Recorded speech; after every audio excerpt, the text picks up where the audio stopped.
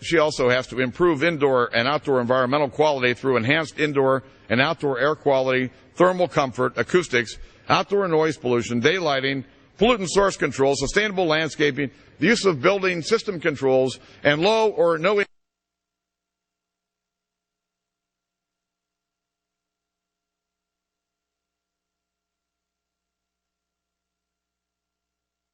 such other criteria as determined by the Secretary.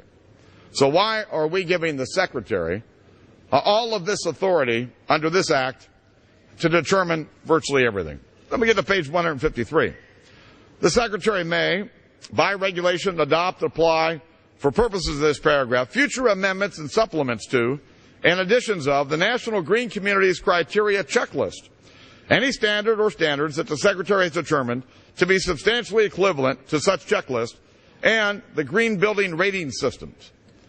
So a lot of power for the new Secretary without any congressional oversight. Now, I really hate to do this, but when you file a 300-page amendment at 3:09 a.m., the American people have a right to know what's in this bill, and have a right to know what we're voting on.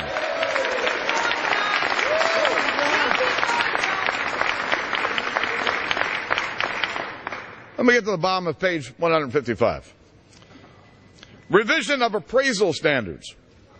Each federal financial institution regulatory agency shall not later than 6 months after the date of the enactment of this Act revise its standards for the performance of real estate appraisers in connection with federally related transactions under the jurisdiction of the agency to comply with the requirement under the amendments made by paragraph 1 of this section. So now we have to retrain every appraiser in America so that they understand this law, so they know how to properly appraise the value of someone's property. And, I haven't finished. And they need to meet the requirements established pursuant to subsection F for qualifications regarding consideration of any renewable energy sources or energy efficiency. So every appraiser is not only going to be retrained, but now we're going to have to send them all to school. Let me get to page 157. The Appraisal Subcommittee, another new part of the bureaucracy, shall establish requirements for state certification of state-certified real estate appraisers and for state licensing of state-licensed real estate appraisers to ensure that the appraisers are qualified to consider, in determining the value of a property, any renewable energy sources or energy efficiency or energy conserving improvements or features of the property. Interesting. And the Secretary on page 158 shall require the Housing Assistance Council to encourage each organization that receives assistance from the Council with any amounts made available from the Secretary to provide that any structures and buildings developed or assisted under projects, programs, and activities funded with such amounts complies with the energy efficiency standards under Section 284A of this subtitle. More power for a lot of unelected bureaucrats.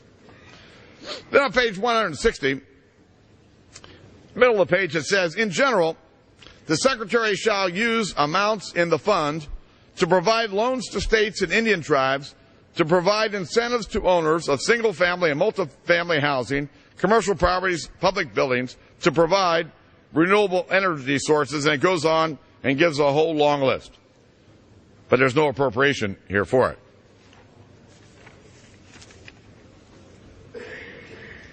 And then on page 164, we authorize another $5 billion. And there's no idea where this money comes from.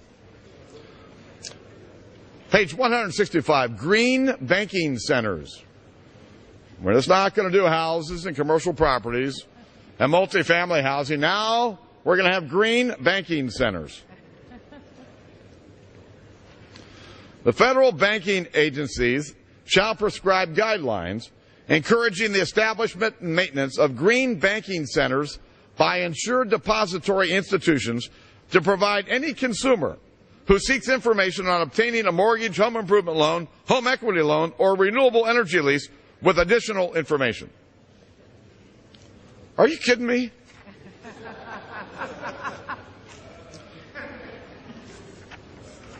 And I've heard of blackmail, but now I know what green mail really is. On page 170 at the top of the page, section 299F, the General Accountability Office reports on availability of affordable mortgages. Really? After we drive the price of every mortgage up in America, we're going to have them to do a report on affordable mortgages. Guess what? They're going to be a hell of a lot more expensive.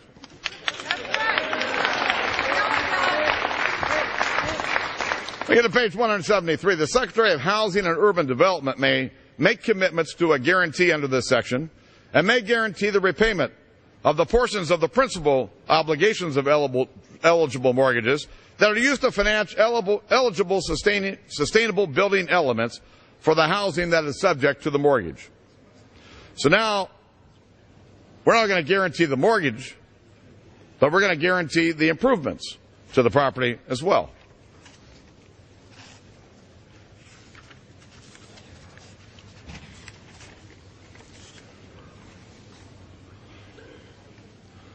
Page 180.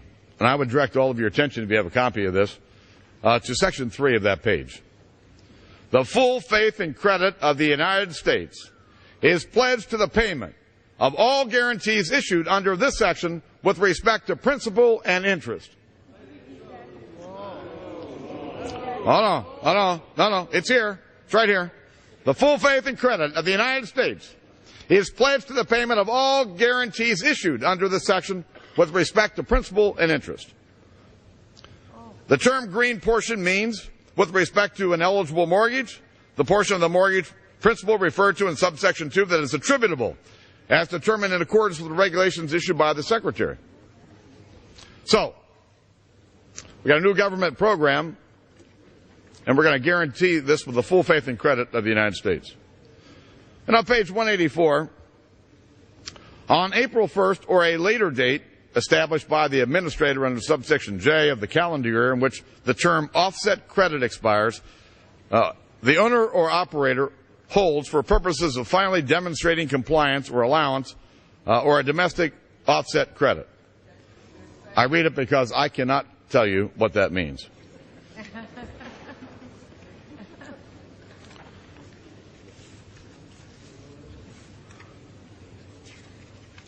On page 190, at the bottom of the page, it talks about algae.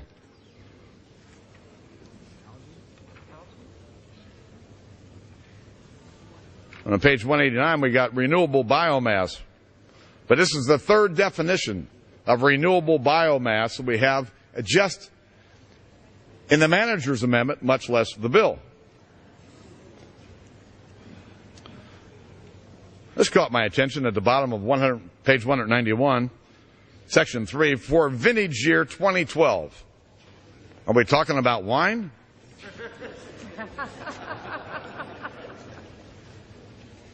Let me get to page 208. Carbon derivative markets.